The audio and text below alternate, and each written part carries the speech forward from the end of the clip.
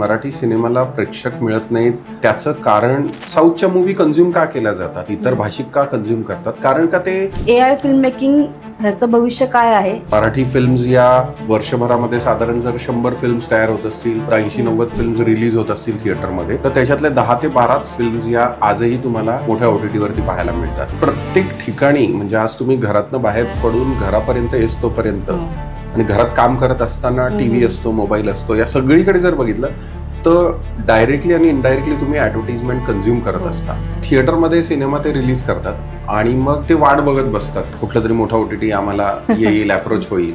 एक प्रोड्युसर मला भेटायला आले आणि ते मला म्हणाले की अमुक अमुक व्यक्तींना भेटलोय आणि त्यांनी आम्हाला सांगितलं की तुम्ही मला एक साधारण 5-1 लाख रुपये द्या, मी तुमचा मोठ्या OTTला सिनेमा लावतो. तर मला असं वाटतं की मराठी निर्मात्यांनी आणि दिग्दर्शकांनी आपला मराठी सिनेमा सगळीकडे पोहोचवण्याकरता मल्टीलिंग्वल जास्तीत जास्त भाषांमध्ये न्यावा. तो व्यावसायिक उद्देशानेच प्रोड्युसरने या क्षेत्रामध्ये उतरायला हवं आणि याच्या मागे प्युअर कमर्शियलच असलं पाहिजे.